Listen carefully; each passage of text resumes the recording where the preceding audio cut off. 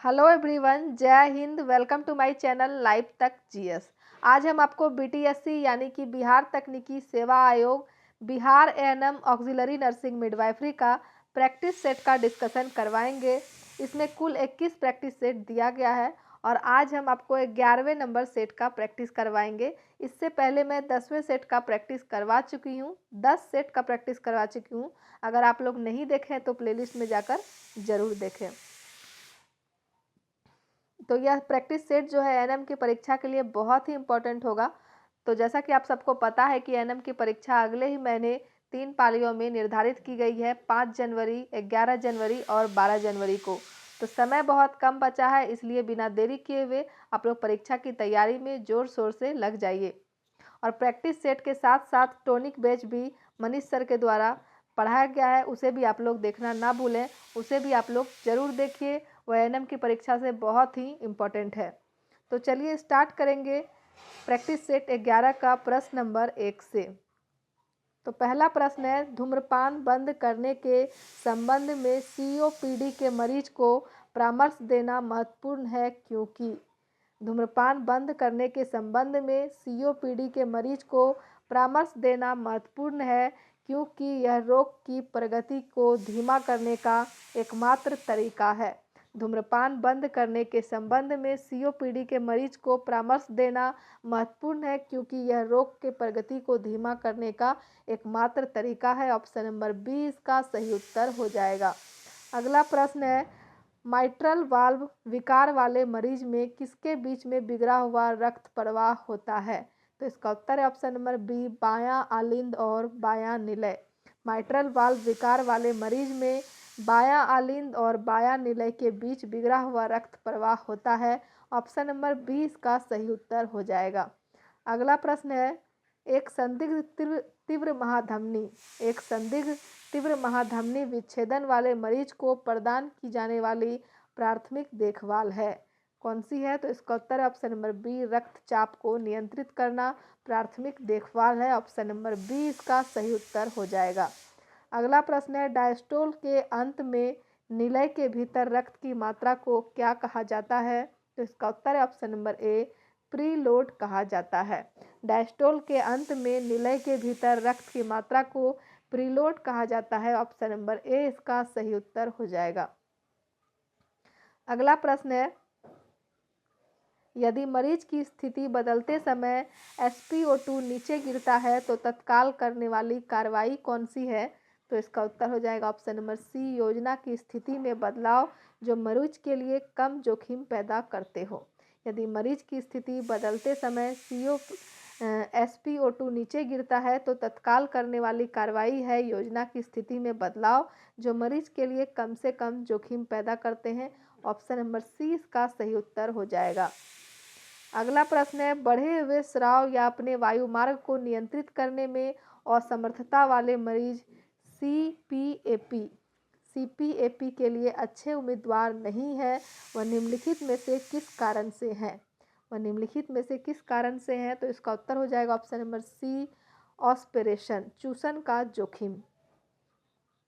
बढ़े हुए स्राव या अपने वायुमार्ग को नियंत्रित करने में असमर्थता वाले मरीज सीपीएपी के लिए अच्छे उम्मीदवार नहीं है, वह निम्नलिखित में से किस कारण से है? तो इसका उत्तर ऑप्शन नंबर सी, एस्पिरेशन, चूसन का जोखिम।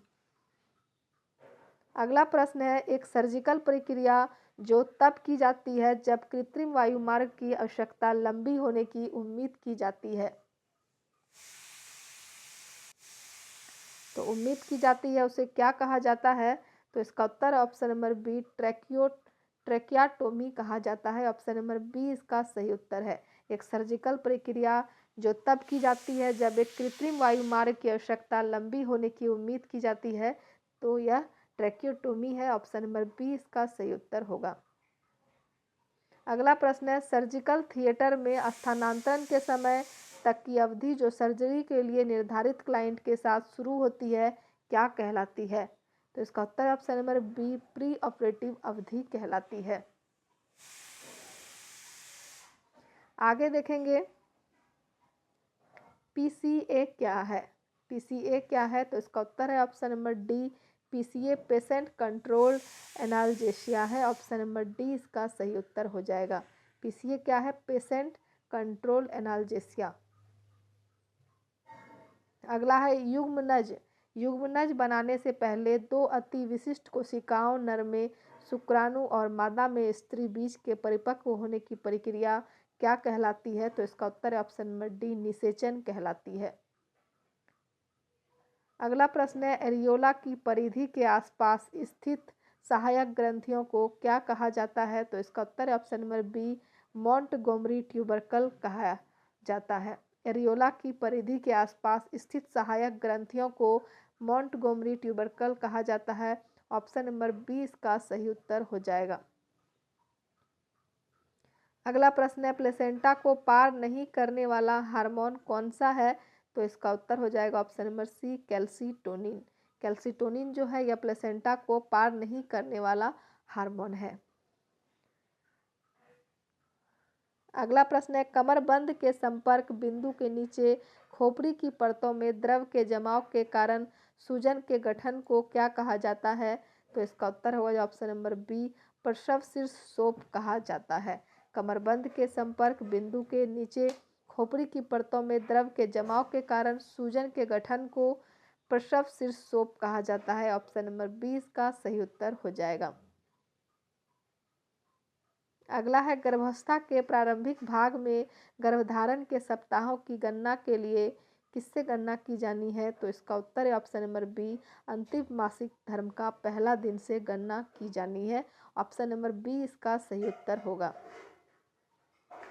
आगे देखेंगे निम्नलिखित में से कौन सा टीका गर्भावस्था के दौरान प्रतिष्ठित नहीं किया गया है? निम्नलिखित में से कौन सा टीका गर्भावस्था के दौरान प्रतिष्ठित नहीं किया गया है? तो इसका उत्तर है ऑप्शन नंबर सी, टेटनस टीका।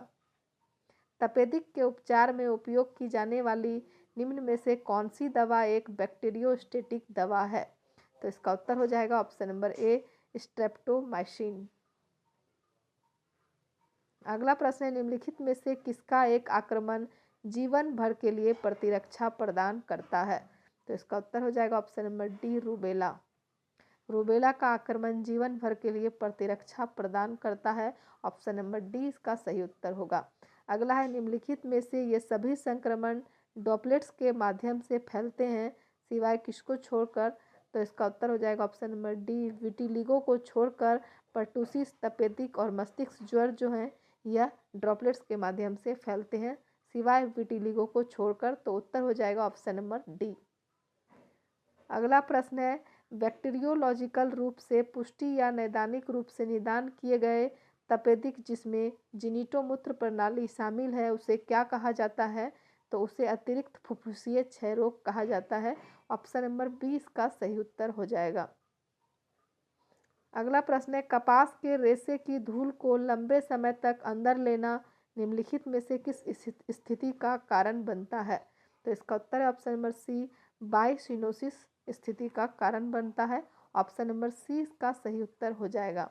विटामिन डी शरीर में कहाँ जमा होता है? तो इसका उत्तर हो जाएगा ऑप्शन नंबर डी, यकृत और वसायुक्त ऊतक में जमा होता है। विटामिन डी शरीर में यकृत और वसायुक्त ऊतक में जमा होता है। ऑप्शन नंबर डी इसका सही उत्तर हो जाएगा। आगे देखेंगे एक अंतर्गर्भाशयी डिवाइस डालने के लिए एक पूर्ण कॉन्ट्राइंडेक्शन क्या है? तो इसका उत्तर हो जाएगा ऑप्शन नंबर सी, संदिग्ध गर्भावस्था। इसका उत्तर हो जाएगा ऑप्शन नंबर सी, संदिग्ध गर्भावस्था। एक अंतर्गर्भाशयी डिवाइस डालने के लिए संदिग्ध गर्भावस्था एक पूर्ण कॉन्ट्राइंडिकेशन है। तो इसका उत्तर हो जाएगा ऑप्शन नंबर सी। अगला प्रश्न है हैजा के संक्रमण का एकमात्र ज्ञात भंडार क्या है? तो इसका उत्तर ऑप्शन नंबर बी, मानव। आपातकालीन इकाई में रोगी के लिए वायु मार्ग अंतःक्षेप का चयन करने के लिए एक महत्वपूर्ण कारक है तो कौन सा है? तो इसका उत्तर ऑप्शन नंबर सी, रोगी का चेतना का स्तर। अगला प्रश्न है सीपीआर के लिए वर्तमान पद्धति है। सीपीआर के लिए वर्तमान पद्धति है तो इसका उत्तर है ऑप्शन नंबर डी, कंप्रेशन, वायुमार्ग और श्वसन। सीपीआर के लिए वर्तमान पद्धति कंप्रेशन, वायुमार्ग और श्वसन है। ऑप्शन नंबर डी इसका सही उत्तर हो जाएगा। अगला प्रश्न है, किसी व्यक्ति की तंत्रिका संबंधी स्थिति किसी व्यक्ति की तंत्रिका संबंधी स्थिति का सबसे संवेदनशील और विश्वसनीय संकेतक है। तो इसका उत्तर ऑप्शन नंबर बी, चेतना का स्तर। अगला प्रश्न है, हाइपोवोलेमिक शॉक में निम्नलिखित सभी लक्षण होते हैं सिवाय किसको छोड़कर। तो इसका उत्तर ऑप्शन नंबर सी, मंद नाड़ी को छोड़कर हाइपोवोलेमिक शॉक में निम्नलिखित सभी लक्षण होते हैं। एक आघात रोगी में पीछे की सतहों का निरीक्षण करने के लिए रोगी को होना चाहिए। तो क्या होना चाहिए? तो इसका उत्तर है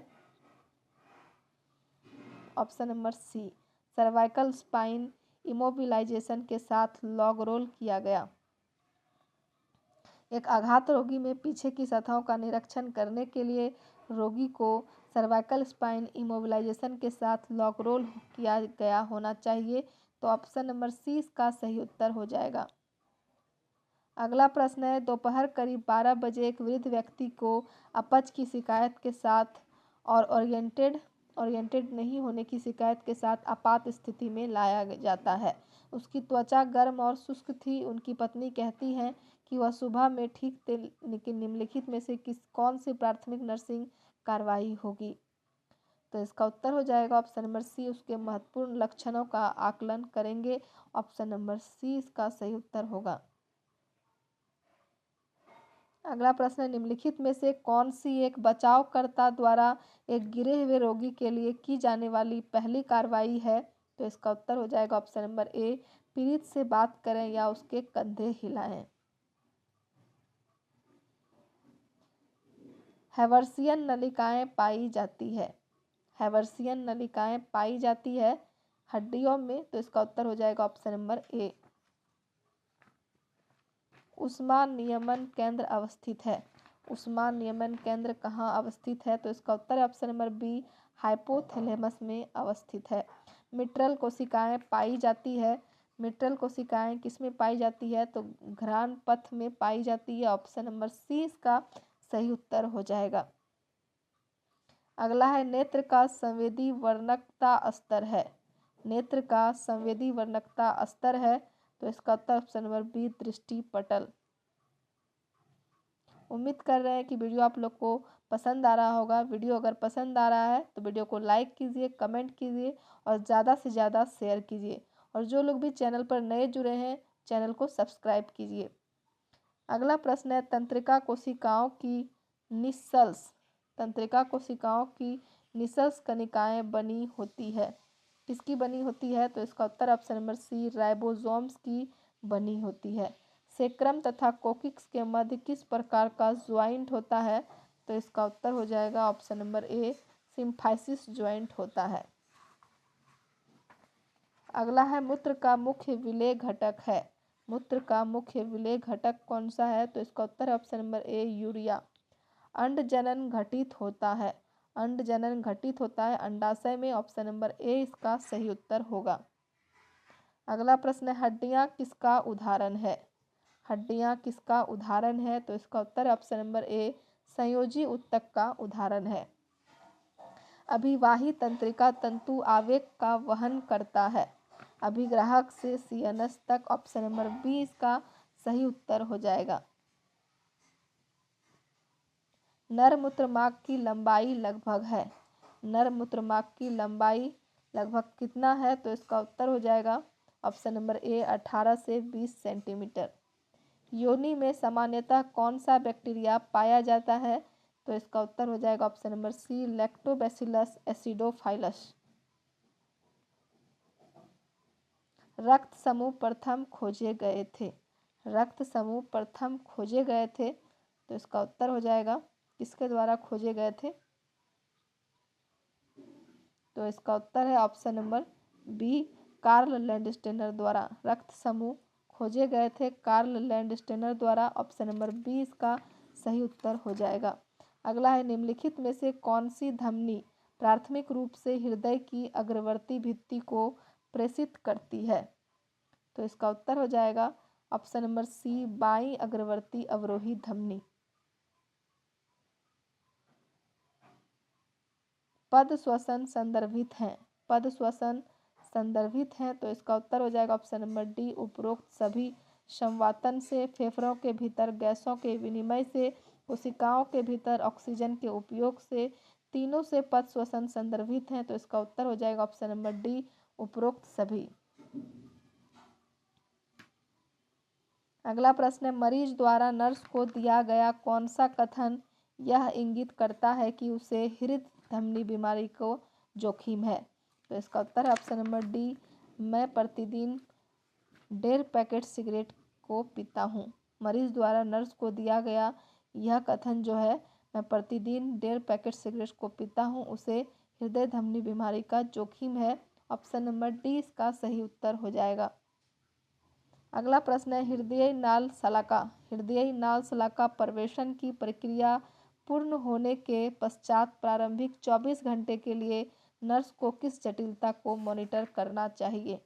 तो इसका उत्तर है ऑप्शन नंबर बी, थ्रोम्बस थक्का निर्माण का मॉनिटर करना चाहिए। अगला प्रश्न है, नर्स एक मरीज के पश्चदाई सेरेब्रोवास्कुलर एक्सीडेंट पर न्यूरोलॉजिकल असेसमेंट कर रही है। नर्स द्वारा अवलोकित कौन सा निष्कर्ष त्वरित उचित ध्यान आकर्षित करेगा? तो इसका उत्तर हो जाएगा ऑप्शन नंबर ए, चेतना के स्तर में गिरावट।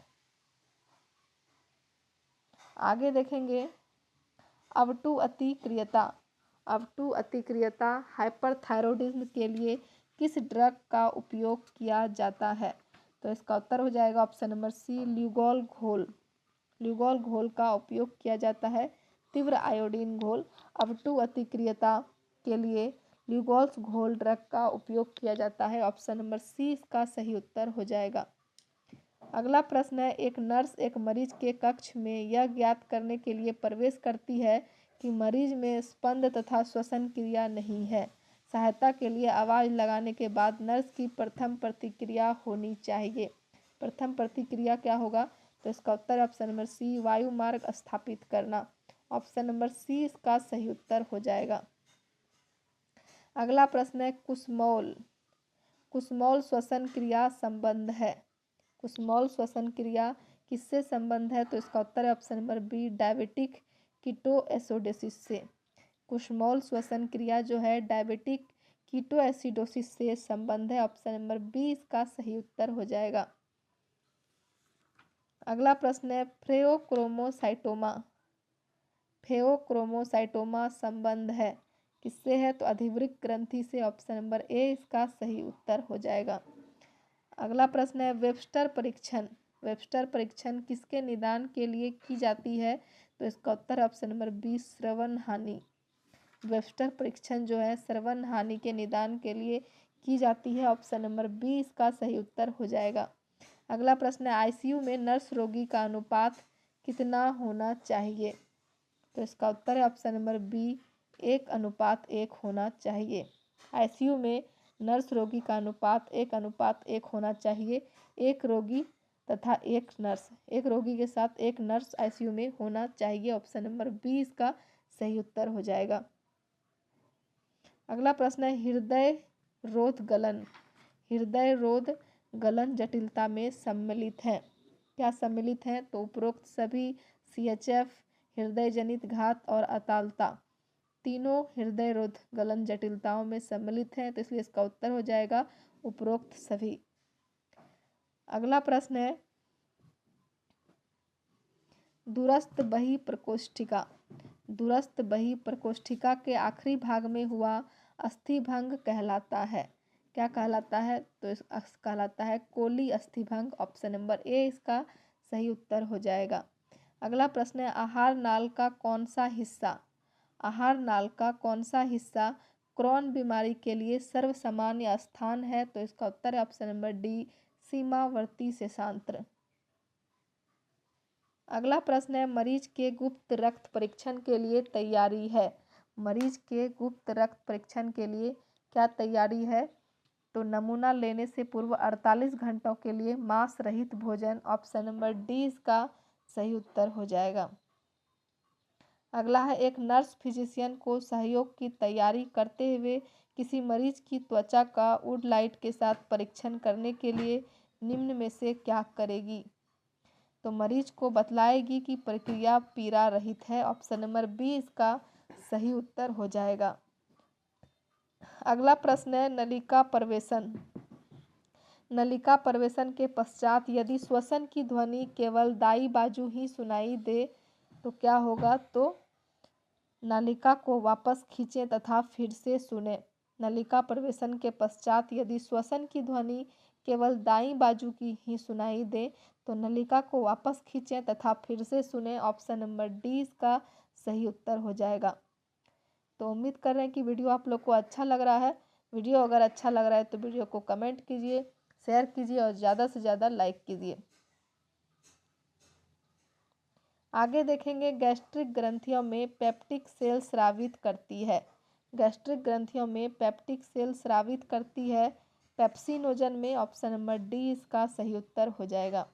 अगला है, प्लाज्मोडियम को अपने जीवन चक्र को पूरा करने के लिए 2 मेज़बानों की आवश्यक होती है। युग्मक उत्पादन किस मेज़बान में होता है? तो इसका उत्तर है ऑप्शन नंबर डी, मानव में होता है। अगला है, रक्त कणिकाओं और प्लाज्मा के विश्लेषण हेतु रोगी से निकाले गए रक्त के नमूने में जोड़ा जाने वाला पदार्थ कौन सा है? तो इसका उत्तर हो जाएगा ऑप्शन नंबर ए, हेपरिन। रक्त कणिकाओं और प्लाज्मा के विश्लेषण हेतु रोगी से निकाले गए रक्त के नमूने में जोड़ा जाने वाला पदार्थ हेपरिन है। ऑप्शन नंबर ए इसका सही उत्तर हो जाएगा। डीएनए पॉलीमरेज के क्रियात्मक होने के लिए आवश्यक द्विसंयोजक धातु धनायन है Mg2+। ऑप्शन नंबर सी इसका सही उत्तर हो जाएगा। अगला है, 10 वर्ष की आयु से पहले शरीर में टेस्टोस्टेरोन का अत्यधिक उत्पादन एक स्थिति उत्पन्न करता है जिसे क्या कहा जाता है? जिसे असामयिक यौवन कहा जाता है। ऑप्शन नंबर सी इसका सही उत्तर हो जाएगा। ग्राफी पुटक का टूटना रप्चरिंग निम्न के कारण होता है। तो एलएच में वृद्धि के कारण ग्राफी पुटक का टूटना होता है। ऑप्शन नंबर डी इसका सही उत्तर हो जाएगा। अगला प्रश्न है, एक लड़के में नरम हड्डियां खराब दांतों के विकसित होने का पता चला, ऐसी इसकी कमी के कारण होता है। किसकी कमी के कारण ऐसा होगा? तो इसका उत्तर option number B, vitamin D की कमी के कारण ऐसा होगा। एक लड़के में नरम हड्डियां खराब दांतों के विकसित होने का पता चला, ऐसी विटामिन डी की कमी के कारण होता है। ऑप्शन नंबर बी इसका सही उत्तर हो जाएगा। अगला प्रश्न है, निम्नलिखित में से कौन सी गर्भ निरोधक विधि नहीं है? निम्नलिखित में से कौन सी गर्भ निरोधक विधि नहीं है? तो इसका उत्तर हो जाएगा option number D, MTP. MTP जो है गर्भ निरोधक विधि नहीं है। ऑप्शन नंबर डी इसका सही उत्तर हो जाएगा। निम्नलिखित में से कौन सी ग्रंथि किसी एंजाइम का उत्पादन नहीं करती है? तो इसका उत्तर है ऑप्शन नंबर सी, यकृत। यकृत जो है यह एंजाइम का उत्पादन नहीं करती है। अगला प्रश्न है, किसी जीव का विकासवादी इतिहास। किसी जीव का विकासवादी इतिहास किसके रूप में जाना जाता है? तो इसका उत्तर ऑप्शन नंबर ए, फाइलोजेनी के रूप में जाना जाता है। ऑप्शन नंबर ए इसका सही उत्तर हो जाएगा। आपको क्या लगता है कि मानव शरीर में सीबेसियस ग्रंथियां कहाँ पाई जाती है? तो इसका उत्तर ऑप्शन नंबर डी, त्वचा में सीबेसियस ग्रंथियां पाई जाती है। ऑप्शन नंबर डी इसका सही उत्तर हो जाएगा। अगला प्रश्न है, कोशिका विभाजन में वह चरण जिसमें जीवन अवस्था, एस अवस्था, और G2 अवस्था शामिल है। तो इसका उत्तर ऑप्शन नंबर डी, इंटरफेज। कोशिका विभाजन में वह चरण जिसमें जीवन अवस्था, एस अवस्था और G2 अवस्था शामिल है वह इंटरफेज है। ऑप्शन नंबर डी इसका सही उत्तर हो जाएगा। अगला प्रश्न है, अग्नाशय में बीटा कोशिकाएं इंसुलिन को स्रावित करती है, अल्फा कोशिकाएं किसे स्रावित करती है? तो इसका उत्तर हो जाएगा ऑप्शन नंबर बी, ग्लूकागन को स्रावित करती है। स्तंभ कोशिकाएं जो स्राव के लिए विशिष्ट है उन्हें क्या कहा जाता है? स्तंभ कोशिकाएं जो स्राव के लिए विशिष्ट है उन्हें क्या कहा जाता है? तो उन्हें ग्रंथिल उपकला कहा जाता है। ऑप्शन नंबर डी इसका सही उत्तर हो जाएगा। अगला प्रश्न है एकल न्यूक्लियोटाइड। एकल न्यूक्लियोटाइड के अनुरूप पुनर्योजन या विनिमय की सबसे छोटी इकाई क्या कहलाती है? तो इसका उत्तर है ऑप्शन नंबर डी पुनराणु कहलाती है। रेकॉन, पुनराणु या रेकॉन कहलाती है। एकल न्यूक्लियोटाइड के अनुरूप पुनर्योजन या विनिमय की सबसे छोटी इकाई पुनराणु कहलाती है।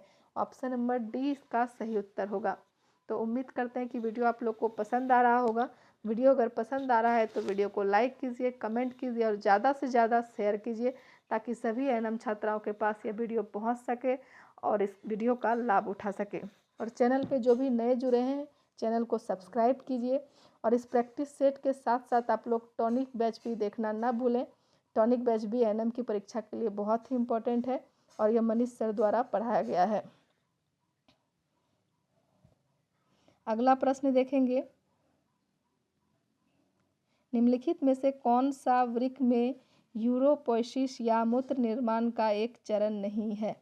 निम्नलिखित में से कौन सा वृक्क में यूरोपोइसिस या मूत्र निर्माण का एक चरण नहीं है? तो इसका उत्तर हो जाएगा ऑप्शन नंबर बी विएमिनन।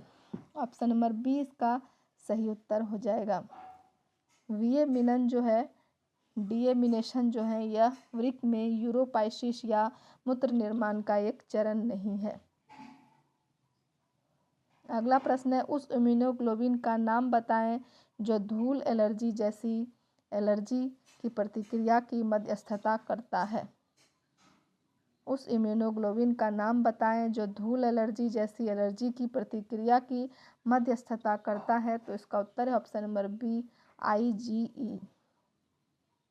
अगला प्रश्न है निम्नलिखित में से कौन सा कथन ब्लास्टोसिस्ट के संबंध में गलत है? निम्नलिखित में से कौन सा कथन ब्लास्टोसिस्ट के संबंध में गलत है? तो पहला कथन है हमारा ट्रोफोब्लास्ट की कोशिकाएं अतिरिक्त भ्रूण झिल्ली बनाती है। यह कथन सही है। दूसरा है यह कोशिकाओं का ठोस द्रव्यमान है। तो यह कथन जो है यह हमारा गलत है।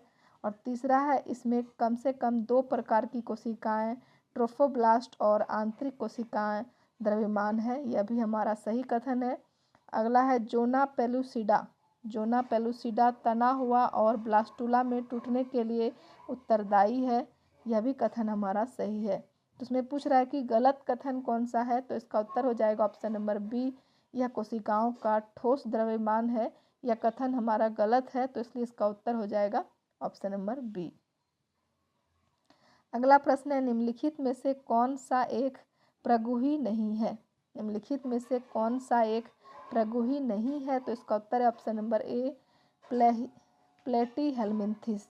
प्लेटीहेल्मिन्थिस जो है यह एक प्रगुही नहीं है।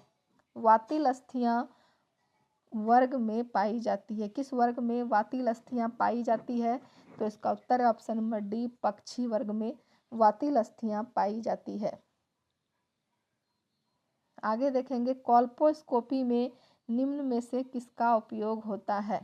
कोल्पोस्कोपी में निम्न में से किसका उपयोग होता है? तो इसका उत्तर है ऑप्शन नंबर बी एसिटिक अम्ल का उपयोग होता है। पोस्टमार्टम रक्तस्राव का सर्वसामान्य कारण क्या है? तो इसका उत्तर है ऑप्शन नंबर डी शक्तिहीन गर्भाशय। पोस्टमार्टम रक्तस्राव का सर्वसामान्य कारण है शक्तिहीन गर्भाशय। ऑप्शन नंबर डी इसका सही उत्तर हो जाएगा। आगे देखेंगे सर्वसामान्य प्रकार की इपिजियोटोमी है।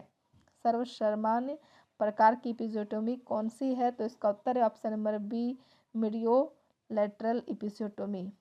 मीडियोलैटरल इपिजियोटोमी जो है यह सर्वसमान प्रकार की इपिजियोटोमी है। अगला प्रश्न है गर्भपात के लिए कौन सा औषध आम है? गर्भपात के लिए कौन सा औषध आम है? तो प्रोस्टाग्लैंडिन जो है यह औषध आम है। अगला है क्लिनफेल्टर सिंड्रोम। क्लिनफेल्टर सिंड्रोम यह सूचित करता है, क्या सूचित करता है? तो इसका उत्तर है option number A 47XXY chromosome Klinefelter syndrome सूचित करता है। ऑप्शन नंबर ए इसका सही उत्तर हो जाएगा। अगला प्रश्न है 20 वर्षीय महिला की ओलिगोमेनोरिया स्थूलता और हिरुसुटिज्म की शिकायतें बताता है। क्या बताता है? तो पीसीओडी बताता है। ऑप्शन नंबर ए इसका सही उत्तर होगा। अगला प्रश्न है जन्म सदमा यह इसके लिए जोखिम का विषय है। तो इसका उत्तर है ऑप्शन नंबर ए गर्भाशय भ्रंश। जन्म सदमा गर्भाशय भ्रंश एक जोखिम विषय है। अगला प्रश्न है गर्भवती महिला। गर्भवती महिला के लिए इतनी कैलोरी की आवश्यक होती है। गर्भवती महिला के लिए कितना कैलोरी आवश्यक होती है? तो इसका उत्तर हो जाएगा ऑप्शन नंबर सी 2500 से 2700 किलो कैलोरी गर्भवती महिला के लिए आवश्यक होती है। माँ द्वारा भ्रूण की पहली हलचल महसूस होने को क्या कहते हैं? तो इसका उत्तर है ऑप्शन नंबर बी क्विकनिंग कहते हैं। ऑप्शन नंबर बी इसका सही उत्तर हो जाएगा। अगला प्रश्न है प्रसव के बाद मोतीदार सफ़ेद या चांदीदार चमकीली रेखाएं दिखने को क्या कहते हैं? तो इसको कहते हैं ऑप्शन नंबर ए लीनिया एल्बिकेंटिस। प्रसव के बाद मोतीदार सफ़ेद या चांदीदार चमकीली रेखाएं दिखने को कहते हैं लीनिया एल्बिकेंटिस। ऑप्शन नंबर ए इसका सही उत्तर हो जाएगा। आगे देखेंगे मिकोनियम और लीकर। मिकोनियम और लीकर एमनी का मिश्रण दिखाता है। तो इसका उत्तर है ऑप्शन नंबर सी भ्रूण संकट का मिश्रण दिखाता है। मिकोनियम और लीकर एमनी जो है यह भ्रूण संकट का मिश्रण दिखाता है। ऑप्शन नंबर सी इसका सही उत्तर हो जाएगा। अगला प्रश्न है हिलाने के परीक्षण में नवचंद्रक के पास संपूर्ण रिंग जैसे बुलबुलों का होना क्या दर्शाता है? तो इसका उत्तर हो जाएगा ऑप्शन नंबर सी भ्रूण के फुफ्फुसों की परिपक्वता दिखाता है, होना दर्शाता है। हिलाने के परीक्षण में नवचंद्रक के पास संपूर्ण रिंग जैसे बुलबुलों का होना भ्रूण के फुफ्फुसों की परिपक्वता दर्शाता है। ऑप्शन नंबर सी इसका सही उत्तर हो जाएगा। अगला प्रश्न है 12 घंटों में कितनी लातों से कम खेरी के काम की विफलता दर्शाती है? तो इसका उत्तर है ऑप्शन नंबर सी 10। 12 घंटों में 10 लातों से कम खेरी के काम की विफलता दर्शाती है। ऑप्शन नंबर सी इसका सही उत्तर हो जाएगा। गर्भकाल में माँ द्वारा प्राप्त किया गया कुल वजन कितना होता है? तो इसका उत्तर है ऑप्शन नंबर ए 10 से 12 किलोग्राम। अगला प्रश्न है सामान्य प्रसव को कहते हैं। सामान्य प्रसव को क्या कहेंगे? तो इसका उत्तर है ऑप्शन नंबर सी यूटोसिया कहेंगे। सामान्य प्रसव को यूटोसिया कहेंगे। ऑप्शन नंबर सी इसका सही उत्तर हो जाएगा। आगे है सो यह किसका संकेत है? सो जो है यह किसका संकेत है? तो इसका उत्तर है ऑप्शन नंबर ए सच्ची प्रसव वेदना। तीसरे चरण के प्रसव प्रीमी और मल्टी का कुल समय अवधि कितना होता है? तो इसका उत्तर है ऑप्शन नंबर बी 30 मिनट। तीसरे चरण के प्रसव प्रीमी और मल्टी का कुल समय का अवधि है 30 मिनट। ऑप्शन नंबर बी इसका सही उत्तर हो जाएगा। अगला प्रश्न है प्रसव के बाद शिशु को तुरंत दिया जाने वाला ध्यान क्या है? तो इसका उत्तर है ऑप्शन नंबर ए हवा का रास्ता साफ करना। प्रसव के बाद शिशु का तुरंत दिया जाने वाला ध्यान है हवा का रास्ता साफ करना। ऑप्शन नंबर ए इसका सही उत्तर हो जाएगा। अगला प्रश्न है जन्म के समय पेरिटेल अस्थि की अतिव्याप्ति होने को क्या कहते हैं? जन्म के समय पेरिटेल अस्थि की अतिव्याप्ति होने को क्या कहते हैं? तो मोल्डिंग कहते हैं। ऑप्शन नंबर बी इसका सही उत्तर हो जाएगा। गर्भाशय के आकुंचन के लिए निम्न में से कौन सी दवाई दी जाती है? तो इसका उत्तर है ऑप्शन नंबर बी ऑक्सीटोसिन। गर्भाशय के आकुंचन के लिए निम्न में से ऑक्सीटोसिन दवाई दी जाती है। ऑप्शन नंबर बी इसका सही उत्तर हो जाएगा। तो यह हमारा अंतिम प्रश्न था। वीडियो समाप्त करेंगे। उम्मीद करते हैं आप लोग की वीडियो आप लोग को पसंद आया होगा। वीडियो अगर पसंद आया है तो वीडियो को लाइक कीजिए, कमेंट कीजिए और ज़्यादा से ज़्यादा शेयर कीजिए ताकि सभी एनएम छात्राओं के पास हमारा वीडियो पहुंच सके और उस वीडियो का लाभ उठा सके। और चैनल पर जो भी नए जुड़े हुए हैं चैनल को सब्सक्राइब कीजिए और साथ ही एनएम के दूसरे बुक से वीडियो देखने के लिए सक्सेस लाइव चैनल में जाकर वीडियो देख सकते हैं। वहाँ पे भी हम लोग एनएम का वीडियो डालते हैं, तो वहाँ पे भी आप लोग जाकर देख सकते हैं। और इस प्रैक्टिस के साथ साथ आप लोग टॉनिक बैच भी देखना ना भूलें।